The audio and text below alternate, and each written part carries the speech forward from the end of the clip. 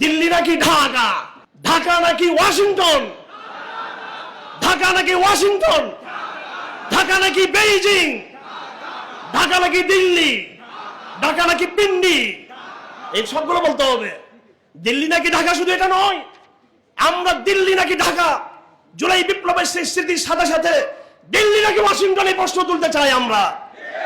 দিল্লি না ঢাকা নাকি দিল্লি, এটা যেমন প্রশ্ন, ঢাকা নাকি ওয়াশিংটন এই প্রশ্ন আমরা রাখতে চাই, ঢাকা নাকি বেইজিং এই প্রশ্ন রাখতে চাই, এগুলো থাকবে প্রশ্ন। হ্যাঁ, আমাদের অবশ্যই ঢাকার সাথে Mecca Medina, Dhaka Dhaka Mecca Medina হবে ইনশাআল্লাহ আজিজ। No Brazil, no Argentina.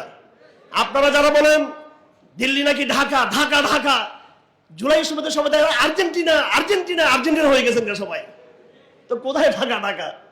ও ঢাকা তো আর থাকেনি আপনাদের, এর আগে ব্রাজিল ব্রাজিল ব্রাজিল হয়ে গেছেন সবাই।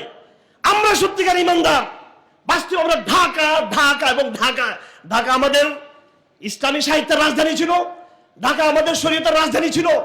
এই ঢাকা ছিল সেই সময়ের পুরো ওয়ার্ল্ডের, শুধু মুসলিম বিশ্ব নয়, সারা দুনিয়ার অর্থনৈতিক পরাশক্তি ছিল ঢাকা ইসলামের কারণে। ওই ঢাকাকে আবার তার সেই ইসলামের চরিত্রে ফিরিয়ে আনা হবে ইনশাআল্লাহ আজিজ। আমরা সেই ঢাকা চাই, ওই ঢাকা আমরা চাই না যেই ঢাকা দিল্লির দাসত্ব লাগাবাসকে চিহ্ন করে সে ওয়াশিংটনের দাসত্ব গ্রহণ করবে।